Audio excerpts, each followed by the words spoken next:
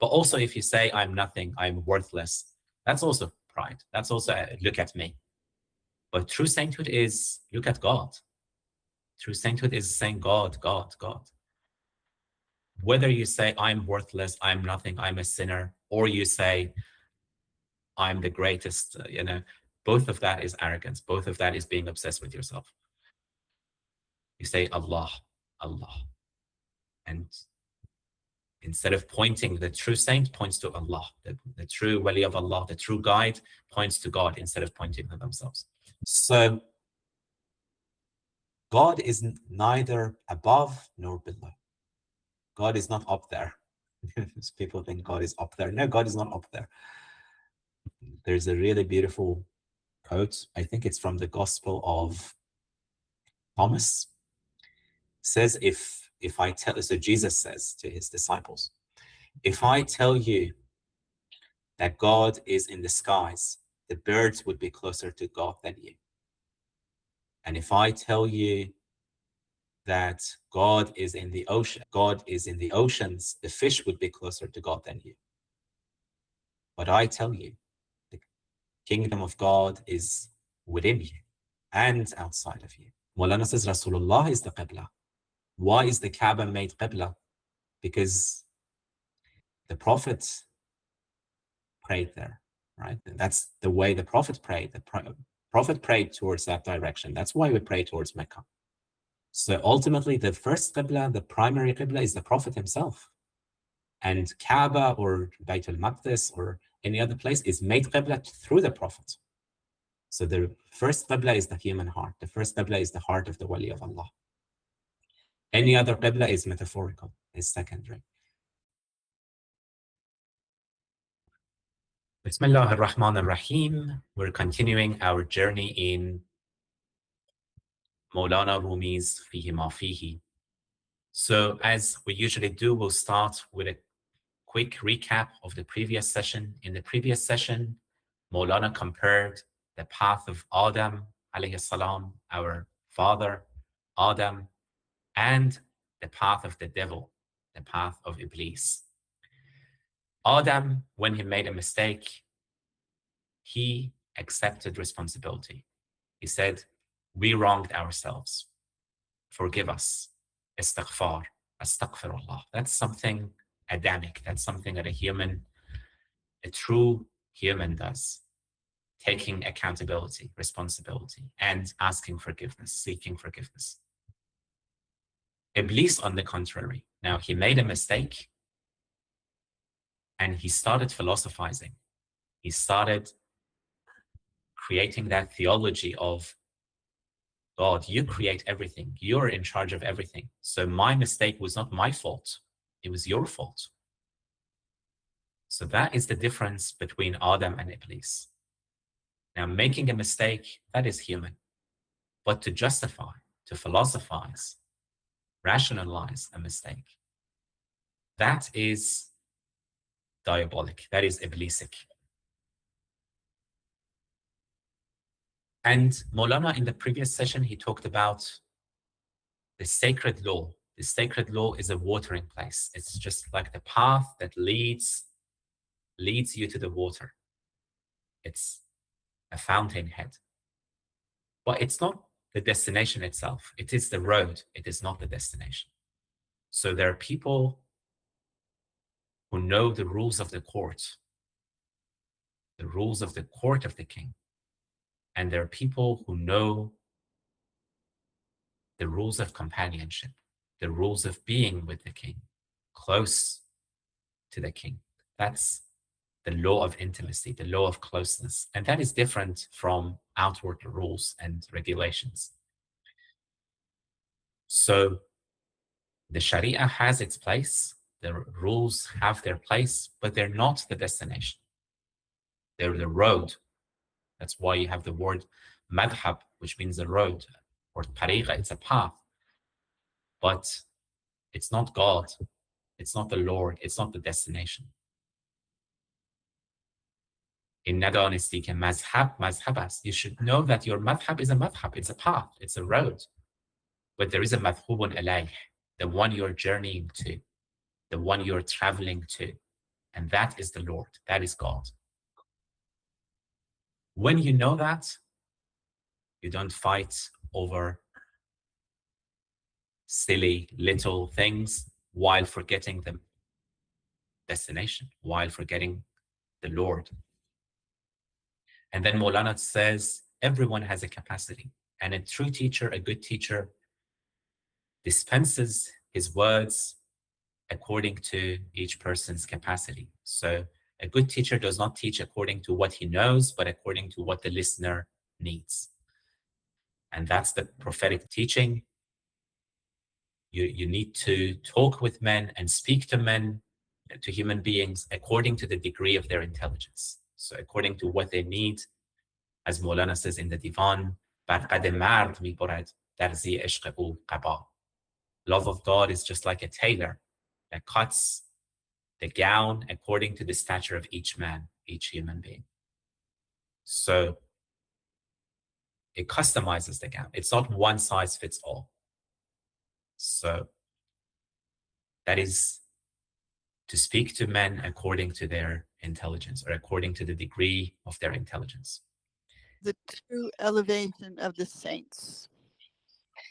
Every man puts up these sacred edifices with a particular intention, either to display his generosity, or for the sake of fame, or to gain a reward in heaven. God Most High should be the true object in exalting the rank of the saints and honoring their tombs and graves. They themselves require not to be honored, for they are honored in themselves. If a lamp desires to be placed on high, it desires that for the sake of others, not for its own sake. What matters it to the lamp whether it is below or above? It is still a lamp shedding light, but it desires that its light should reach others. The sun, which is in the height of the heaven, if it were below, it would still be the same sun, only the world would remain in darkness. So the sun is on high, not for its own sake, but for that of others.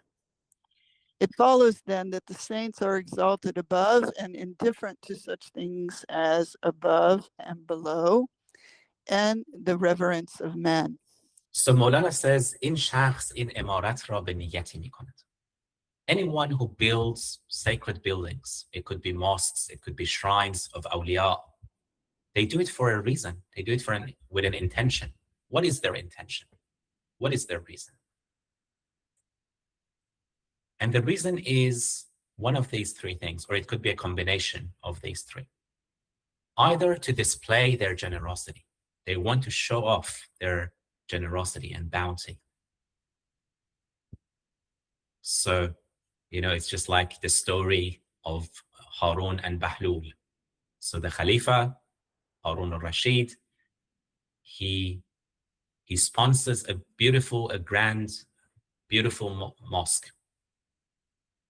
And there's a plaque at the entrance of the masjid saying this mosque was paid for by the Khalifa, by Harun. So Bahlul goes and at night, in the middle of the night, he goes and erases Harun's name and he puts his own name instead. It says this mosque was built by Bahlul. So the next day, the Khalifa is angry. Why did you do this? I built the mosque, it was not you. And he said, okay, you said that I built this mosque for God, for Allah. If it's for God, then God knows you built it. So why are you angry? Why are you sad? Now, this is building a mosque for showing off your generosity, showing off your bounty. Or it could be for a naam, for a name and fame. So who are these people who build mosques? They're the princes, they're the rich and powerful. They know that they're going to pass away, and a few decades later, no one's going to remember them. They know that. So for them, that's immortality, because they know that their name will be remembered. Anytime someone comes and prays them, they will also I mean, some people will read the who built this mosque and so on. They will be remembered in history. So that's another reason for fame, or to gain a reward in heaven. So at the end of the day, they're believers. So they're not like Rabia, who says, I do not want rewards in heaven. I do not want paradise. I'm not afraid of hell. Ma abghi li hubbi badila. I do not seek a substitute for my love. That's enough. Love is enough. But they're believers. These powerful people, nevertheless, they're believers. They believe in afterlife, so they want to secure a good place in heaven for themselves. So that's, down payment for them. So insurance, right? Like, in afterlife. So that's another reason they build these mosques and these shrines. But what does Maulana say? Maulana says, yes, these are their intentions, but what is God's intention? God uses these powerful people. God uses these princes and rich people. And God's objective, God's goal is that saints are honored and saints are exalted and their tombs are built. Turab wa maqabir. Their tombs and shrines are exalted and respected. And then Maulana goes on to say,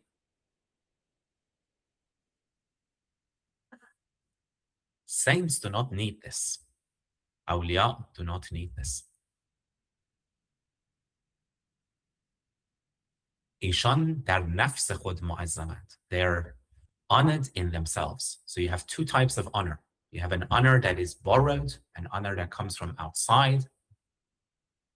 That is one type of honor. And then you have the honor that's intrinsic, the honor that comes from within. در نفس خود معظمند. Within themselves, they're honored.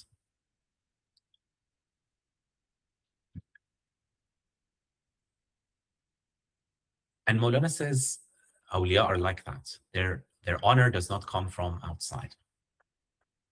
Just like Sadi Shirazi says, گوهر اگر در خلاب افتد همچنان نفیس است. If a jewel falls into khalab, falls into mud, it's still a jewel. It's still a pearl. و غبار اگر به فلک رسد, and if dust rises to the heavens, it's still dust. So the intrinsic value of awliya, that's regardless of how much gold there is in their shrine. They don't need any of that. They don't need the praise of people. They're praised. چراغ اگر می‌خواهد که او را بر بلندی نهند, if a lamp desires to be put on high, to be placed on high, it is for the sake of others. It is for the sake of people, so that its light reaches more people and more people will be enlightened, not for its own sake. What difference does it make to a lamp whether it's placed on high or it's placed below? It's still a lamp. It's still the same light and the same warmth. And Maulana goes on to say, even the sun. So you have the street lamp, which gives light to street, to a neighborhood. We also have the sun that gives light and warmth.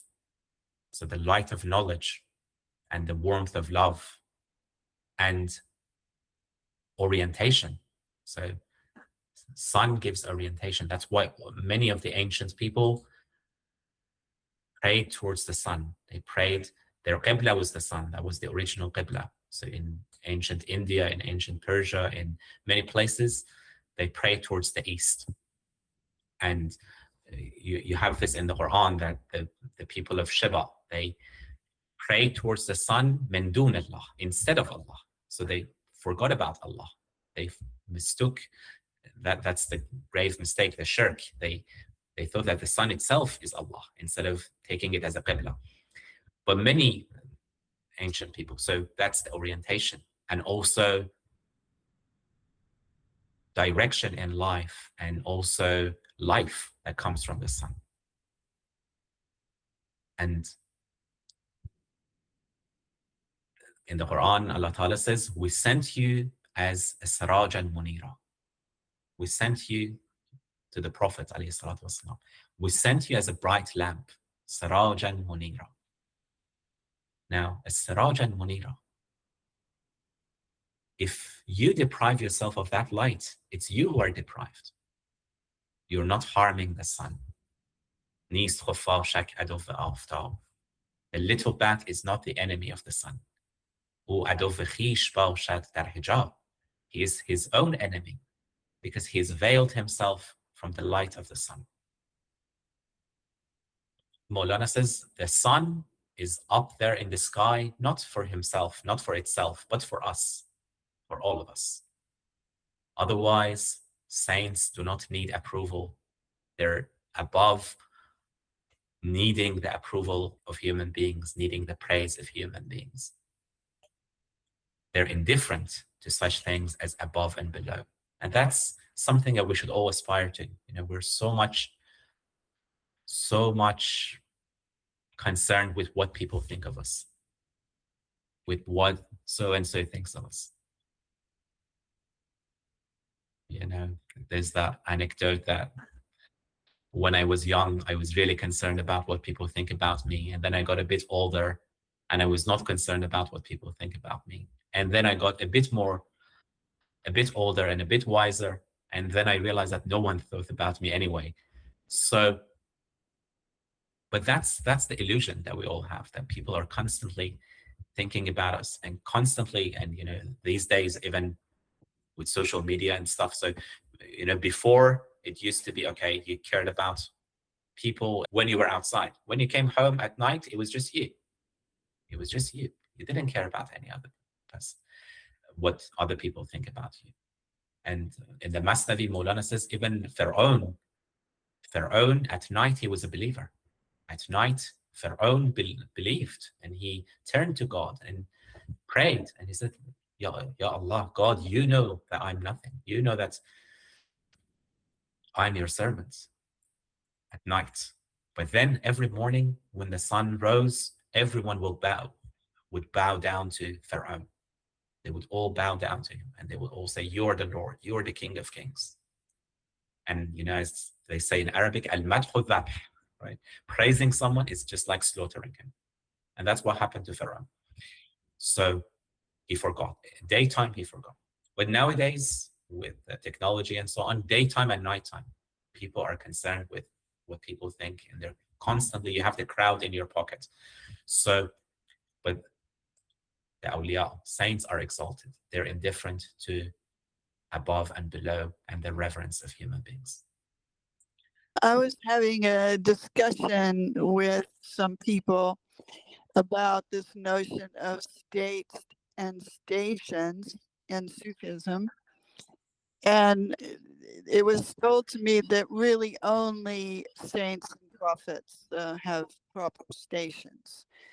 But my feeling is also, and this has to do with what this is saying here too, that the saints themselves don't care, you know, if there's a big edifice built in their honor.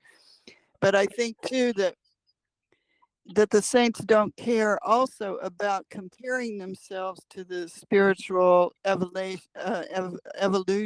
or elevation of other persons. You know, they're indifferent also to any kind of outside assessment of their spiritual prowess or progress or whatever. They're only concerned with what is their relationship to Allah. So in that way too, they're kind of a lamp for the rest of us, you know, that they just shine. That's all they do. They just shine, and they're not caring about why they're shining or what that's doing, if that's making them famous historically, that they're considered a saint. Absolutely. Absolutely. So, you know, there are two types of pride. So that's also being obsessed with yourself. If you're constantly quantifying, you know, I'm here, I'm there, that's not what the saints are. So Yeah, the person who says, look at me, how spiritual I am. That's pride. That's arrogance. But also if you say I'm nothing, I'm worthless, that's also pride. That's also look at me. But true sainthood is look at God. True sainthood is saying God, God, God. Whether you say I'm worthless, I'm nothing, I'm a sinner, or you say I'm the greatest, both of that is arrogance. Both of that is being obsessed with yourself. You say Allah, Allah. And instead of pointing, the true saint points to Allah. The true wali of Allah, the true guide points to God instead of pointing to themselves. But all this talk about the saints and the stations, it also reminds me of a small story of Hazrat Fariduddin Khan Shakar. So he was the third Sheikh of the Chishti order. And once there was an army going someplace, so the legend has it. And then they wanted to pay respect and homage to the saint of the time, which was Fariduddin Khan Shakar. And then came to him, and then everyone was kissing his hand, you know. And after some time, Hazrat Fariduddin Khan Shakar, Baba Farid, he got angry and he got annoyed. And he said, "Why are you, like, stop kissing my hand?" And then the soldier who was kissing his hand, he said, "Who is kissing your hand? We are kissing the hand of Allah." And it's reference to this ayat about Prophet Muhammad, when they said, Allah says that they are not doing bait on your hand. This is Yadullah. They are doing bait on the hand of Allah. So the thing is, which shows beauty, it's not only the saints were aware of this, even the murids were aware of this, and this is the maqam. And this is the maqam. So the saint, he also got humbled and he realized that the maqam was not for him, and the visibility that it's being made known, it's not for him, it's for the people. Allah is showing his mercy and his blessing through the saints. Regarding this issue about anonymity versus fame, I was thinking that this idea is reminded of in the typology of sanctity. Saints, this thing. So there is a category of saints which I think the name given is Malamiya, who are at the highest, and he includes the prophet and many great saints among them. This comes from the word of blame, the men of blame, people of blame. So that in which I think in it's mentioned that they they are one word to describe them. I think Michel Chortkevich, a French scholar, says is ordinary. So the word ordinary, he uses that in a very interesting way. Order. It's from ordinaries, comes from the word order. And another place, I think it's mentioned that their asceticism is their conformity.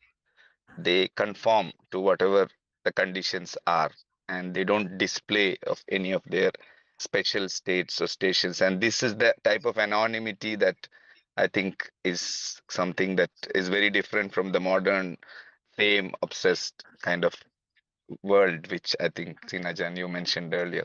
So I think something about that anonymity, and that another type of anonymity is the anonymity of the twofold significance of anonymity is one of the chapters in a work by Sheikh Abdul Wahid Yahya Reneganon. He says that is one type of anonymity, and then on the extreme side of that, there's another type of anonymity of the factory worker, like somebody who's just in a conveyor belt. He is just anonymous and he's dehumanized. He's become like a kind of cog in a machine.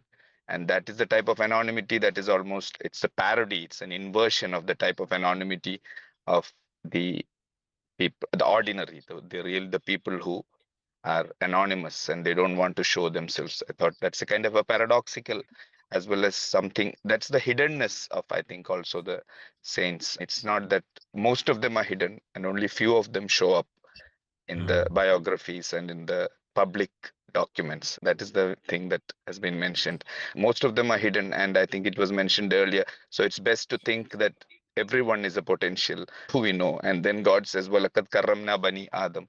So all of the people are respected by God, and the human being and the human condition is a shared condition. I think somebody has said, "Kanafsin wahida." It is said, no. So I think it is the comparisons and all come from that kind of our self-obsession. It's possible to see the human condition as a unified, shared condition, and then we see that the Prophet is at the summit of that, and it's from him that everything starts and flows from. Allah.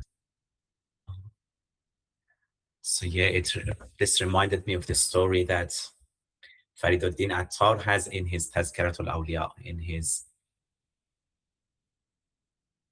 histories of the saints, or mention of the saints, Tazkiratul Awliya. And he starts his book, so Tazkiratul Awliya, he says, if I wanted to talk about the Sahaba and talk about Ahl al-Bayt, it would be a separate book. It would be another book. And this book is about the awliya that came after Sahaba and Ahl al-Bayt. But because of tabarruk, because of the barakah, and the barakah of the city of the Prophet, and Imam Jafar al-Sadiq, who is a descendant of the Prophet. So he starts Tadhkirat al-Awliya with a mention of Imam Jafar al-Sadiq. So there's that beautiful story. So someone comes to him and says to Imam Jafar al-Sadiq,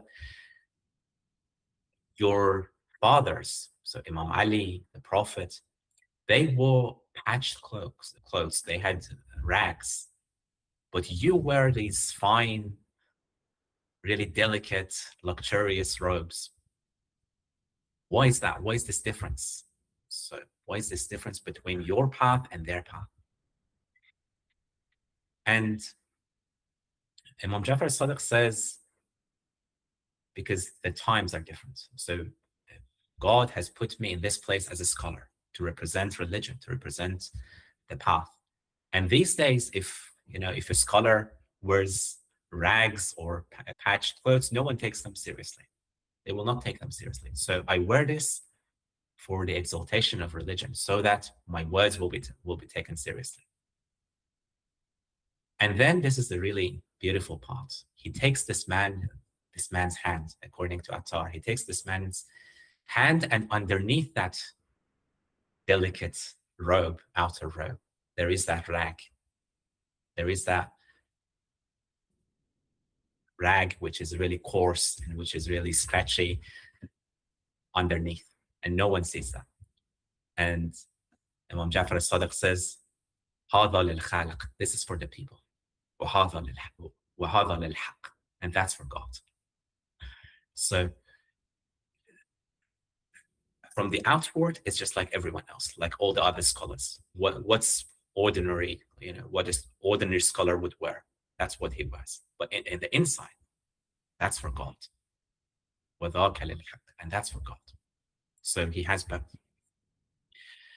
So, and that's, what Maulana says, they don't, he's the same, regardless of what he wears. He's the same. He doesn't need that. He doesn't need that, but it's us. It's us. And there's a similar story about the Protestants and the Catholics. So they say that a Protestant says to a Catholic priest, Jesus Christ, peace be upon him, and his disciples, they all wore simple clothes, rags again. They rode donkeys. Why is it that you Catholics, you have these luxurious robes and jewels and gold and churches with all the marble and paintings and stained glass? And what's happening there? Why don't you just follow Christ? Follow Christ and his disciples, their simplicity. And this Catholic priest says two things. First of all, we're not Christ. I'm not Christ. We don't have that light that Christ and the disciples had, that haiba, that majesty that radiated from them. We don't have that. And we realize we don't have that. Secondly, the people in those times, they had the receptivity, they had the perception that they could see the light. They could see the light that radiated, even if they had only rags, even if they were wearing simple clothes. They could see the divine light, but the people nowadays don't have that. So you need the robes, and you need the architecture and so on to inspire that all, which earlier on people didn't need that. They would have that perception. They wouldn't need that, those the gold and the mirrored work and so on to be inspired. So that's the difference in the perception of the people. So it's in a sense, it's a translation for the people who don't get that all by in that simplicity and with the simple clothes. Yes, Leslie, please. Well, I might add that the Protestant Revolution in Europe, they had what they called the storm of the images, where people went into the Catholic churches and tore down all the paintings, all the sculptures, all the decorative elements, because it was considered sinful. And then in the Protestant churches and the Protestant people, human beings will be humans. And you can see this in the paintings, for example, of Rembrandt from the 17th century. So even though these very devout Protestant men and women who portrayed themselves as modest, then you can see they wore clothes of the finest velvet, the finest silks, decorative belts and shoe buckles and lace collars and all of this stuff. So they were showing themselves on one hand, and this has to do with this very first paragraph today, that it is to display their modesty, that they were not Catholics, so they were not decorative or whatever. But still, if you looked at them, you could see that they were still displaying themselves, in very luxurious clothes to distinguish themselves from the riffraff. So, yeah, so they had objected to the luxury of the Catholic Church, but people will be people. So even in the Protestant Church, they wore silk and velvet. Just reminds of, I think it is from the Kashf al-Mahjub of Imam al-Hujviri. I don't remember the Persian. I think from the English translation. It relates to the idea that you said. I think just articulates it. Says that humility of which you are conscious is essentially a form of pride. Like a humble person doesn't claim to be humble. Like he doesn't claim at all. He has no claims to make. But if you want to implicit or explicit claim of humility betrays a type of pride that is insidious, or rather invisible to most people, or even to himself or herself, the person who makes it. So I was also thinking when regarding that these kind of robes as well as this outward majesty, there is this hadith of the Prophet in which one person approached the Prophet alayhi salatu wasalam, and he was trembling with awe and like of the haiba that the Prophet had. Apparently, he was a man of great majesty and charisma. So I think the Prophet calmed him down by saying that, relax, be calm. I'm not a king. I'm only the son of a woman of the Quraysh who used to eat dried meat, he said. Like he wanted to emphasize there his relatedness. And also it has been described, the Prophet has been described, I think, as Abduhu wa Rasuluhu. And I think وَإِنَّهُ لَمَّا قَامَ عَبْدُ اللَّهِ. I think Allama Iqbal mentions, I think somewhere that it's the proudest title of the Prophet, Abduhu. And this idea of ubudiyya and khilafa, these are the two aspects of the human condition. But the first one is primary. And if it's only the perfection of the ubudiyya that the khilafa can even be thought about. No king makes a person an ambassador unless he's fully like devoted and completely like he has no claims about his own identity apart from the king. So that way, this ubudiyya, I think, is also highly highlighted by Muhyiddin Ibn Arabi. And the whole idea of the Quran, وَمَا خَلَقْتُ الْجِنَّ وَالْإِنسَ إِلَّا لِيَعْبُدُونَ. So this idea of really being in that state of making no claims of whatsoever. And then the claims that are made are the claims that God makes. And those claims are like to be considered serious, and they are the claims that will be answerable. So they don't make those claims, but the claims are made on their behalf, I think. Indeed, indeed. So yeah, there's so many misconceptions about humility. People, first of all, there is that theatrical humility, like I am the worst, I'm the most miserable, I have nothing, I don't know anything. That's theatrical humility. And then if someone else agrees with you, you get angry inside you. That's not true humility. So true humility is realizing that everything is a gift. Yeah, your beauty is a gift, your intelligence is a gift, your knowledge is a gift. Everything comes from God. It doesn't mean that you're not objective. You're not about, yes, you know about a certain topic here, you need to say, I know about it. You have a certain skill, you need to be objective. If you downplay that or if you hide that, that's not humility, that's ingratitude, because God gave you that gift. Yes, Carlin, please. I was, remember many years ago, I don't remember the year, but there was a woman and she was Juana de Arco in the Christianity, I think, in between the war between France and England in that time. And this girl, because she was 16 or 17, I think, in that time, when she started to hear like voices, and she said like, I listened angel voices, something like that. So she started to help to France government or France kingdom to with the freedom to against England in that time. So she started to do a process to help them. And so she helped them because France was struggling with that war. So she helped them. And then, so because she said, like, I'm listening the angel voices, so like I'm the grace of God, something like that.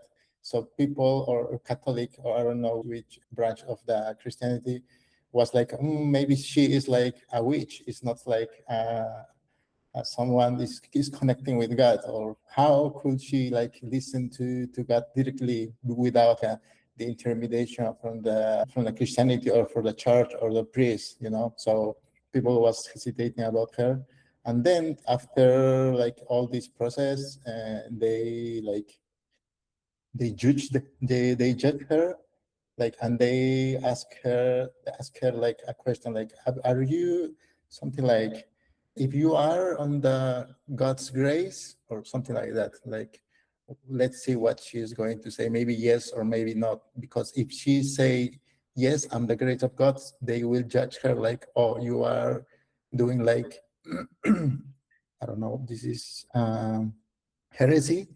How you can say that you are grace of God, because like you are, because as facts say, like humble people will not say like I'm humble, because it's not something you will say. So if she say like, yeah, I'm the God's grace, so she is accepting that, oh, okay, yeah, so they will judge her like you are not, something like that. And if she said not, I'm not under of God's grace, they will judge also because she is doing like something that is not coming from God. So even she said like yes or not, it's like they will judge her. So, but like the way she answered to them, because it's a wisdom answer. And she said like, if I am not, may God put me there. If I am, may God so keep me. So with that answer, people that, because she's 17, I think, but how like a younger could have that kind of wisdom to answer that? So everyone was surprised because like 17 years girl cannot like have that kind of wisdom. Yeah, absolutely. Absolutely. That's the tricks of the ego, the tricks of the nafs. So even in Maulana's time, there were all sorts of debates about what is the sadr, what's the position of honor or the seat of honor in a gathering, in an assembly. So, the seat of honor is kind of like VIP seats, right? So it was associated with pride. So the Sufis wanted to say, we're not like those proud people, we're like arrogant people. So we sit in the corner. But then that corner became again associated with pride, because people wanted to sit in the corner and so on. So that's the nafs playing tricks. And they ask Maulana, he says, where is the seat of honor? And he says, in the madhab ulama, in the mazhab of the learned people, The seat of honor is in the middle of the assembly. And in the madhab of the rulers, the seat of honor is on the top of the assembly. And in the madhab of the poor dervishes, the seat of honor is at the back, where the shoes are, the shoe range, in the madhab of the poor dervishes. But in the madhab of lovers, the seat of honor is with the beloved, is next to the beloved. In other words, lovers do not care where they sit, as long as they remember God. They don't care if they sit in the middle, they sit at top, in the bottom, next to the shoes, first row, second row, 30th row, as long as they remember God, as long as they're with God. They don't care about where they are, where God puts them. That's that place of lovers. But nafs can play tricks. Nafs can play tricks. And, there's that story of that man who always in the masjid, he would pray in the first row. He would always be in the first row and pray in the masjid. And then one day he was detained. He had something to do and he came a bit late. So he was in the second row and he felt embarrassed because people saw him. And then he realized that all those 20 years, there was that secret pleasure of being seen in the first row. And he never recognized that. And he made up the prayers that he had prayed in the first row because he realized they were not sincere. So sincerity, it's difficult. It's, being sincere, it's just like the Prophet says, sometimes ostentation, riyah, or shirk even. It's like you take other people as gods. It's just like a black ant on a black rock in a dark night. It's so hard to tell that this is, am I doing this sincerely for God, or am I taking pleasure from other people seeing me as well?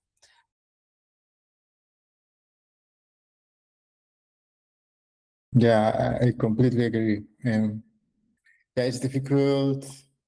Naps, like you say, it's like Naps is playing all the time, and when we believe that we are humble, but it's Naps playing also. When we believe that we are spiritual and people are not spiritual, Naps are playing with us. And I just remember that there is a phrase. I don't know. I don't remember the book, but I read about like it's more easy to see God in the disobedience than in the obedience. Because when we believe that we are like, we are obedient with God, this kind of spiritual naf is more hard to see than people are like a disobedience. Because when you are disobedience, you are easy to see your faults, easy to see your mistakes, and it's easy to see God also because you see that difference, you see where you are. But when you are like, feel like, oh, I'm following this, or I'm doing this, and you feel like, oh, I think I'm spiritual, I'm good religious guy, it's like maybe you should have a question yourself, maybe you have spiritual naps or something like that. Yeah, that's the spiritual pride, the spiritual ego. It reminds me of a story by Sadi Shirazi. Sadi Shirazi says, I was with my father. So I was with my father and in a lodge. So in a caravan, like people traveling, and there are lots of people. And my father and I woke up to pray in the middle of the night for the tahajjud prayer. And I said to my father, what's wrong with these people? Why, they don't wake up, they don't pray, they're just sleeping there like a log. What's, don't they have that taste of praying?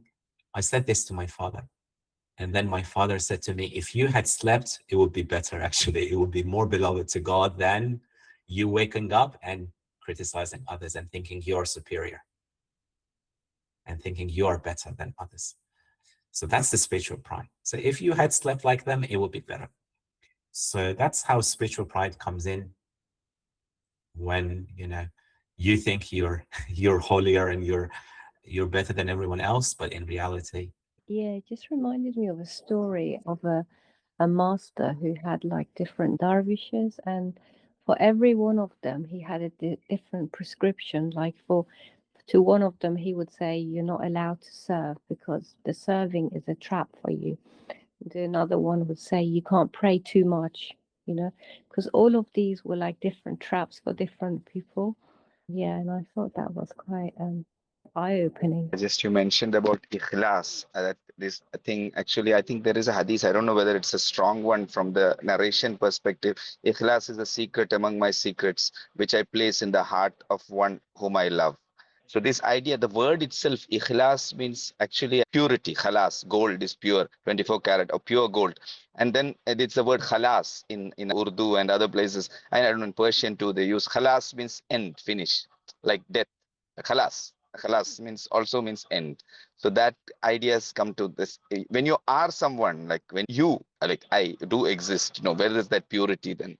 Ikhlas is like, and be gharazi, I think is the word used by Maulana, like without any, like whatever, self-serving or self-seeking and self claiming or self. I think it's one of the secrets which, and I also reminded on the other direction, on the opposite side, from an English writer from India, Indian origin. I think V.S. Naipaul, he got the Nobel Prize too. He was a very perceptive person, although he had his faults. So he said that regarding what you said earlier about how pretense manifests like the ant in the darkness, he said, whenever I appear sincere, the more I appear sincere, the more I know I am posing, he said. So this appearance of sincerity is a pose, which I think he recognized as a perceptive writer. But he had no solution to it. Obviously, that ikhlas is a secret. I think it has a spiritual path, and probably it requires dying, or rather khalas, being. And then probably it is one of those secrets which is one of the key points, I suppose, which is like probably can't be spoken about with any, at least. Indeed, Allah. And it reminds me of, again, a story of an Ottoman Sultan, Sultan Suleiman, if I'm not mistaken. So he had built this, again, paid for this beautiful mosque to be built. And in his dream, he sees the scales of the Day of Judgment. And on one scale, there is this grand mosque. And on the other scale, there is a bowl of water. And that outweighs the entire mosque project. And he was building this mosque. He was building this mosque, and he had told his workers, do not accept any help. Do not accept any help from anyone. So if you need help, if you need assistance, money, ask me, ask the Sultan, don't ask anyone else. So the next day he goes to the workers and says, which of you has accepted help from someone? And someone trembling, poor man, comes forward and says, the other day, oh yes, Suleiman, yes, Sultan Suleiman. So the other day I was so thirsty that I couldn't work, and I was carrying those stones, and then this poor woman came and gave me a bowl of water. And then the Sultan says, oh yeah, this bowl of water outweighed the entire mosque, because there was no strings attached. There's nothing. It's just a bowl of water out of pure kindness, nothing else. She didn't want anything back. She didn't want thanks. She didn't want, reward in heaven. She didn't want the name, fame, nothing. Just simple kindness. And that's a small kindness. In the Quran, there's that chapter of small kindnesses. So you have the people who pray because they want to be seen. الَّذِينَ هُمْ يُرَاءُونَ. But they don't believe in small kindnesses. And small kindnesses are those little acts of kindness, giving water to a thirsty worker, or thirsty cat or thirsty dog, and you don't want anything back. You don't want thanks even, right? That's it. You just do it out of pure kindness. And that's, we might think it's small from our point of view, but God, because that reveals the nature, reveals the loving nature, reveals the jewel inside you. So that's precious, and it's in the sight of God more than the entire mosque project, because yes, Sultan Suleiman, like all the other people who, built mosques, and, it's partly for reward, it's partly for his name to remain, it's partly for, all those different intentions coming. But that bowl of water, it was sincere. There was no other strings attached, no other desire, nothing else.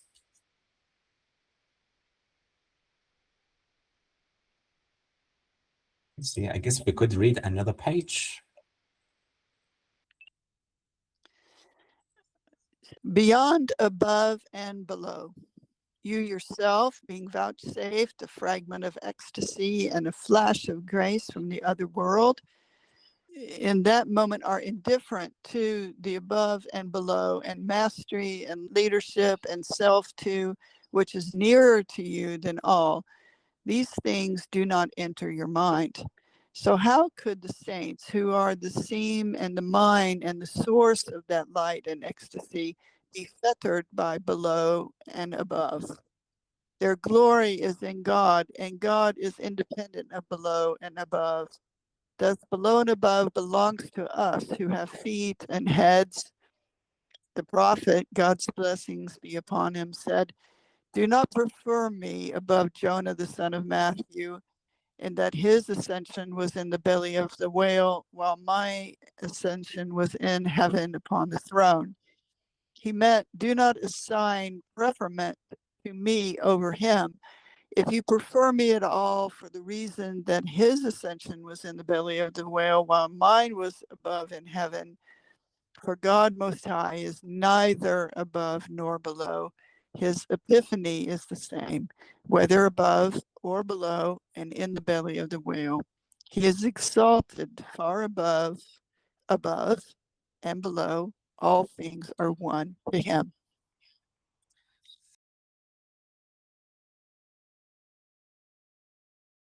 So yes, here Maulana says you can taste it yourself. So, when people talk about, oh yeah, this awliya, people think, oh, that's not us, these are like, supernatural. No, you can taste it yourself. You have moments of ecstasy. So that's the hal, or flashes of grace. One moment in prayer, you're so immersed in prayer, you don't care about anything else. You don't think about anything else. All you want is Allah, Allah. And that's momentary, that's temporary for you. But in that moment, you don't care about leadership. You don't care about mastery. You don't care about above and below. You don't care about any of those things. And Maulana says, saints are the fountainhead. That hal comes to you from that ocean, from that sea. It's just like lamps. They all get their light from the sun. They don't have independent light. Ultimately, there's only one light. Allahu nuru samawati wal ard. God is the light. So that ecstasy comes from this dhikrullah, from the remembrance of God. And saints are one with dhikrullah. Awliya are those people who have become prayer. A lot of us, we pray. We pray 5 times a day, some people more, some people less. But saints are prayer. The Quran says they're always in prayer. Fi salatihim da'imun, constantly in prayer. It means their entire being is prayer. When they eat is prayer. When they wake up is prayer. So that ecstasy which you taste in true prayer, again, we're not talking about prayer out of habit or prayer because you're just used to. No, that ecstasy that you taste in true prayer, saints have that all the time. Now, do you think they care about being above or below? They don't care about that. Just like God is beyond, above and below. Above and below makes sense for us because we have, in the physical sense, dimensions. You have your head, you have your feet. But what's the above and below in when it comes to infinity? What's the beginning? What's the end? There is no beginning. There's no end. Where it ends, it begins. Where it begins, there is no end. So they have no head. They have no feet. There's no beginning. There's no end. That's the infinite. And that's why the Prophet says, do not give me preference over Jonah. So Jonah, son of Matthew, his story is in the Quran. It's also in the Hebrew Bible. He found God in the depth of the ocean, in the belly of a whale. Nada, he called God in zulumat, in darkness. Allah ilaha illa ant. And he said, there's no God but you. I was a wrongdoer. Now he had that realization in the belly of the whale, in the darkness. Some people have that realization in happy moments, some people in darknesses, but God is the same. Some people in the highs of their life, some people in the lows of their life, but God is the same. The manifestation is the same manifestation. It's just like, you have the letter and the envelope. So, people think, oh yes, a wedding is a happy occasion and funeral is a sad occasion, but that's the envelope, that's the outside. You need to look at the inside as well. So God is neither above nor below. God is not up there.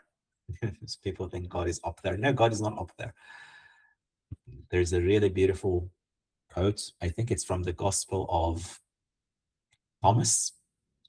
It says, if I tell, so Jesus says to his disciples, if I tell you that God is in the skies, the birds would be closer to God than you. And if I tell you that God is in the ocean, God is in the oceans, the fish would be closer to God than you. But I tell you, the kingdom of God is within you and outside of you. So when you realize God within you, you'll also see God everywhere outside of you.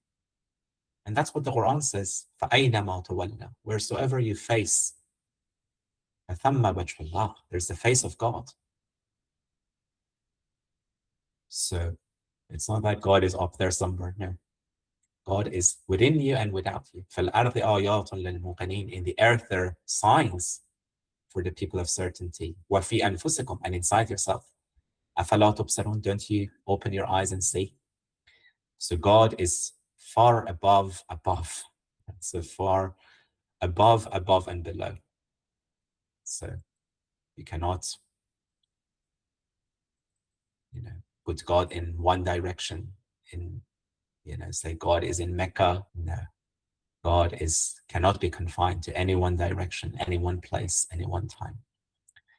We had our teacher who visits once a year. He comes to the UK, and yesterday he did a beautiful sohbat, and he was saying that the sanctuary is within you, and it's just so beautiful that he ties in with today. So yeah, that you are your own sanctuary. Yeah.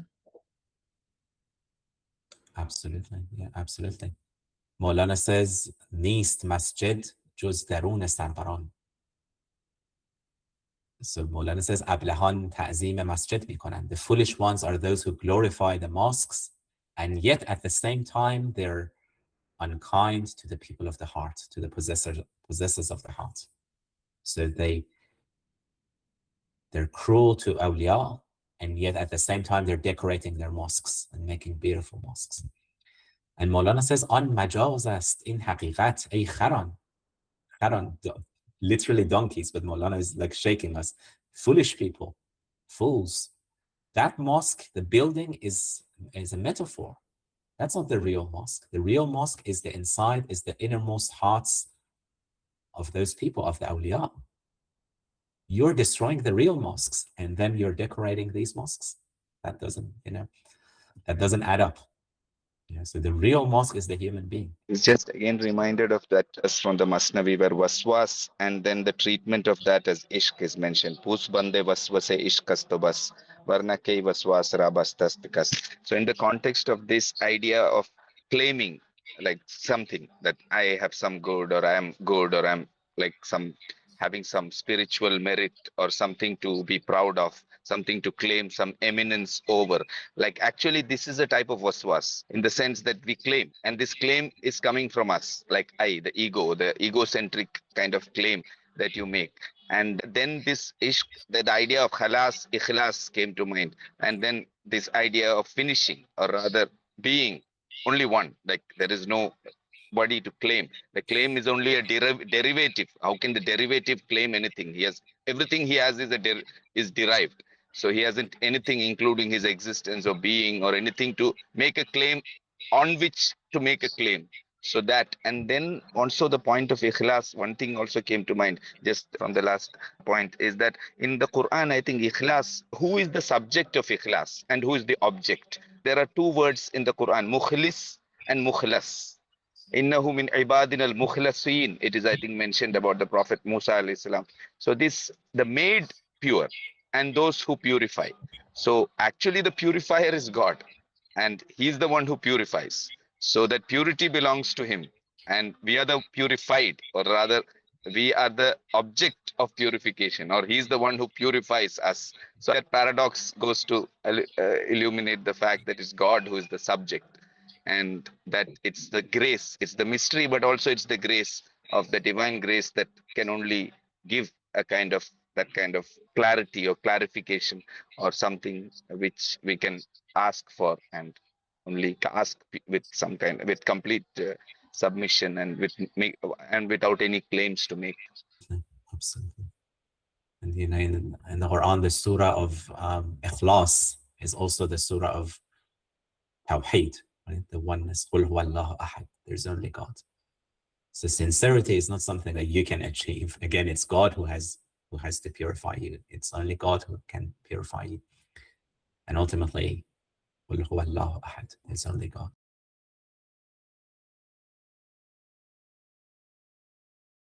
The other thing that came was that in the Quran, love is not a noun, it's a verb. And that was really beautiful. Yes.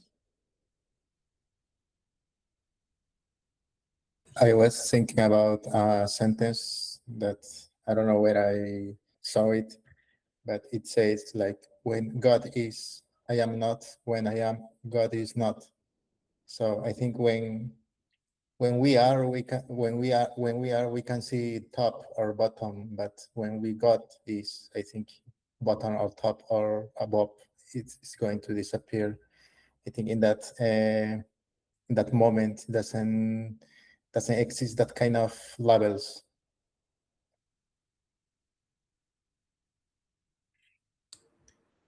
Definitely, yeah, Allah, yeah.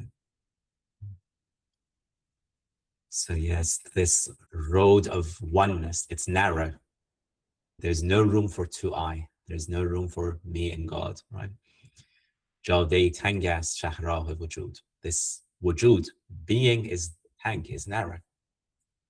There are no two sultans, right? There are no two eyes in this. Yeah, absolutely.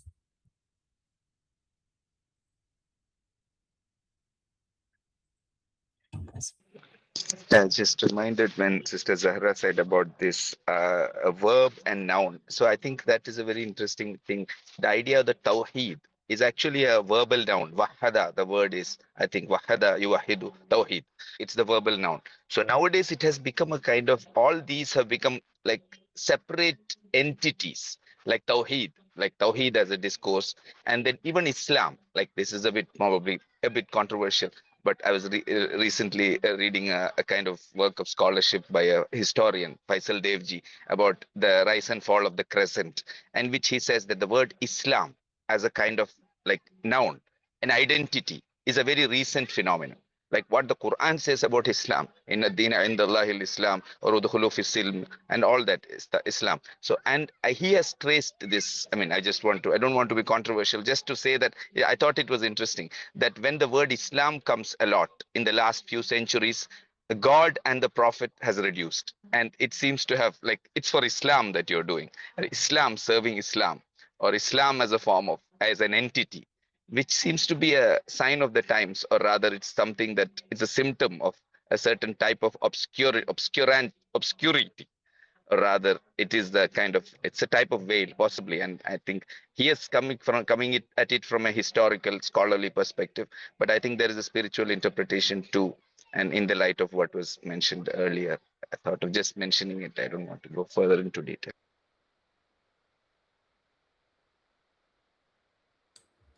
Absolutely, absolutely. So yes, Islam has become a name, a label, but ultimately, Musalmani bedil bashad. Never know. It's not a name, it's in the heart. Islam al-qalb, the surrender of the heart to God. That's the heart of Islam, the heart, the surrender of the heart. It's not about what your name is, or how you dress, or this or that. That's, I mean, there are cultural expressions, and there's so many different cultural expressions, right? So there's no, Islamic clothing. Yeah, there's Malay the way Malaysians dress, the way Arabs dress, the way Persians have dressed, and Indians have dressed, and so on. But that's, that's beside the point. The heart is surrender to God. But yet things, over time become labels, become identities, and so on. Even tasawwuf, Sufism, it was a reality. It was a verb in a sense, but then it became an identity. It became a label. Kana tasawwufu halan. It was a state, and then it became halan. It became labels and so on. And that happens with every religion, every path. That's just history. Yes, I was watching this TV show about Yunus Emre, and it was actually very nice. I met the author also, very nice person. And there was a very nice scene in it when there's a boy in the care of Yunus Emre. So he's a guardian of this boy. And this boy asks one of the disciples from the lodge, from the dervishes, senior one, what is the identity of a dervish? And pehchan, I think it's identity. And then the guy says it's the star and the jubba, like they wear like a woolen robe and some kind of turban, and this is their identity. And when Yunus finds out, he gets angry, and he says this is the libas, the dress of the dervish, not his identity. His identity is his character and humility. So it was very beautiful, because sometimes conventions, habits become conventions, and conventions become identity. But it's not the case. It's not the case like this, and because of this, a lot of things happen, and confusion happens, and people deviate. But essence is always the same. Absolutely, yeah, indeed. Allah.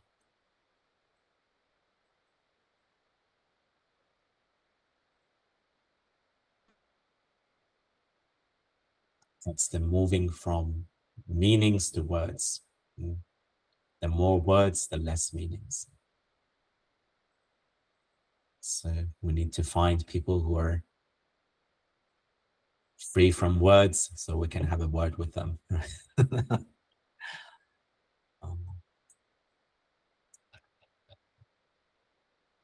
I want to say one thing that I've been learning recently from Ibn Arabi and the Fusus, that is so, for my feeling, radically different than any other metaphysics that I've studied.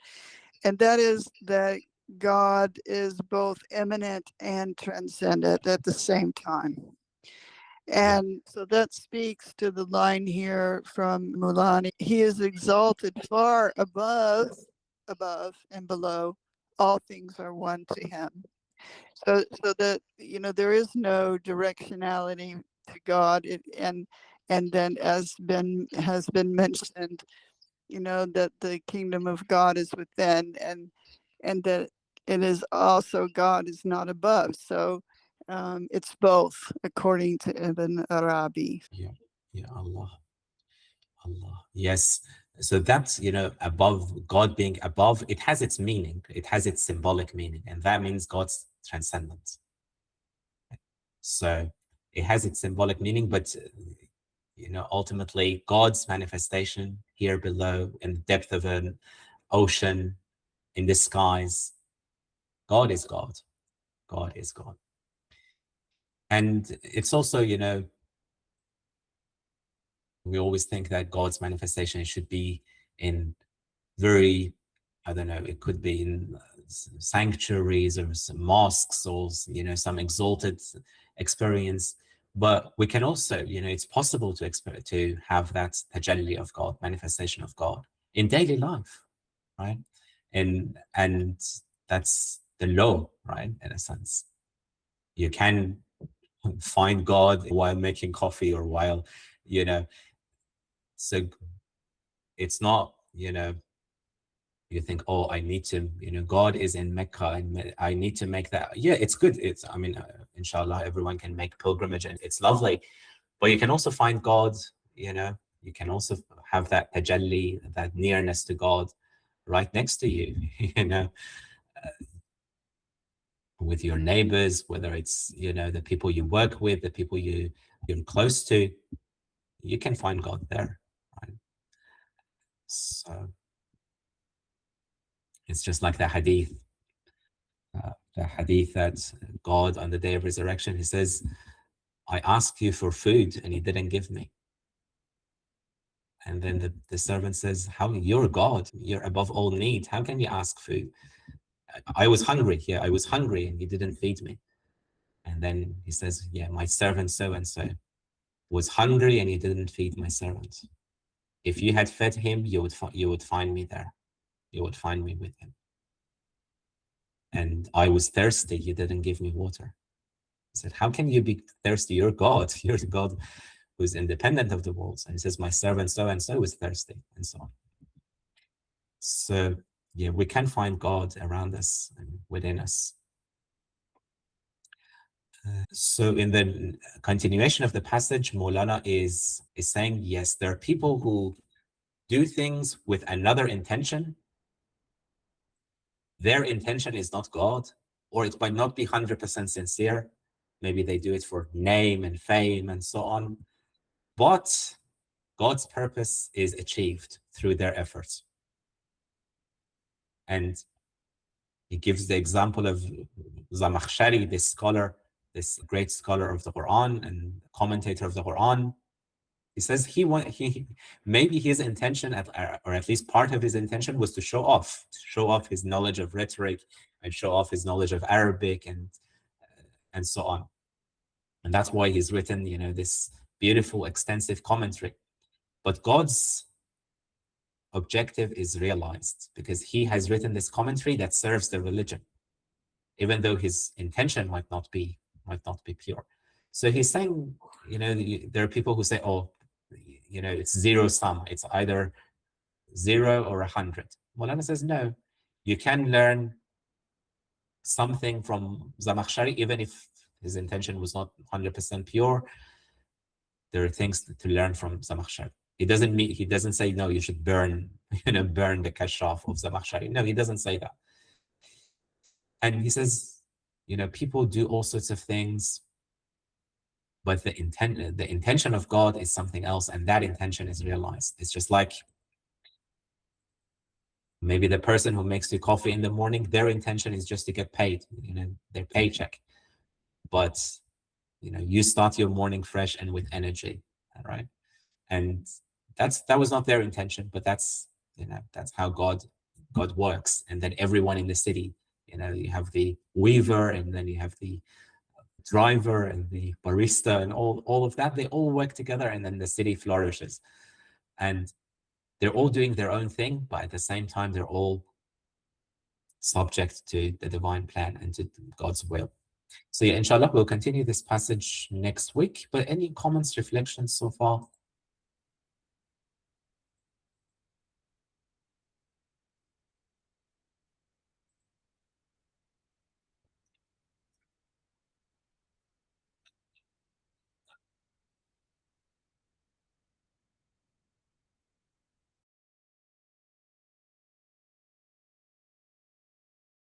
I'm reminded of, I think, Sina Jan, yourself, you had mentioned that a few weeks back. This verse from the Quran came to mind. Shahidallahu annahu la ilaha illahu. God bears witness that there's no God but him. Like, it's God who bears witness. So when you say la ilaha illallah, you said, who says that? First of all, we know that from the revelation from the Quran, and then it comes through the tongue because God has willed it so. And God has given that everything, including the breath with which it's mentioned and the intention and everything. So, like, who says that?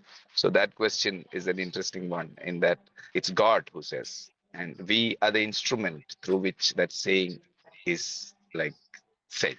And also it mentions, well, malaika wal ulul ilm qa'iman bil qist, next. So malaika, obviously they don't have these kind of claims to make, and then those of knowledge who have, like, who are just and who have realized. And it seems to be that the claims they have given up, and that they are speaking through God.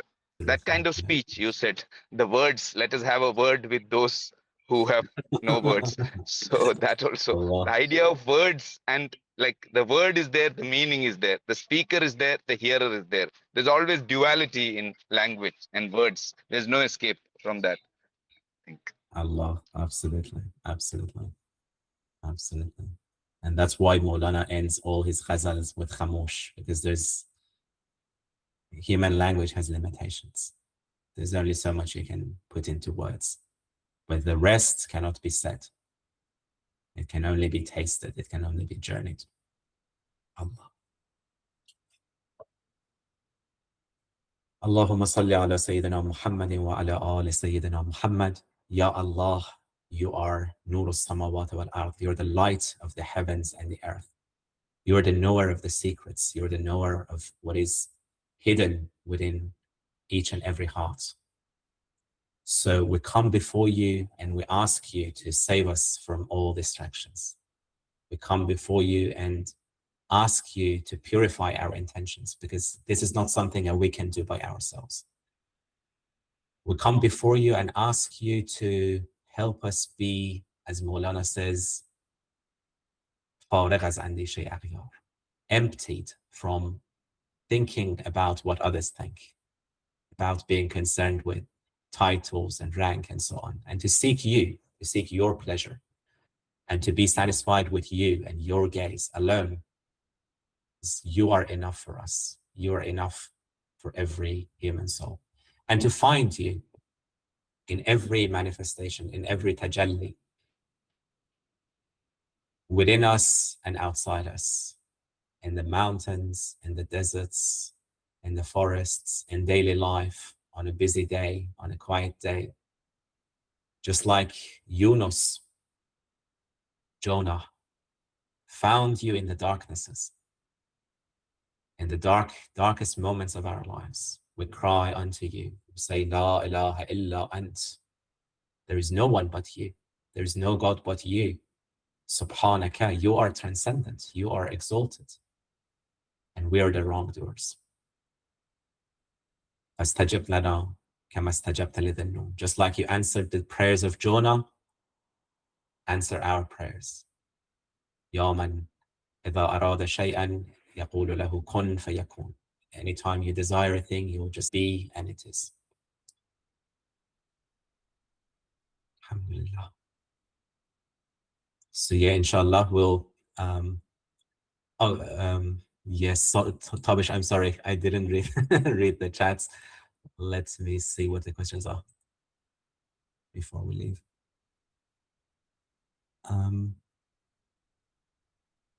Allah lives in the heart of a lover. Is that the reason that dervishes whirl around their center, like revolve around the Kaaba? Yes, yeah, absolutely. So the human heart is, you know, Maulana says it's quite boldly, the human heart is the Qibla.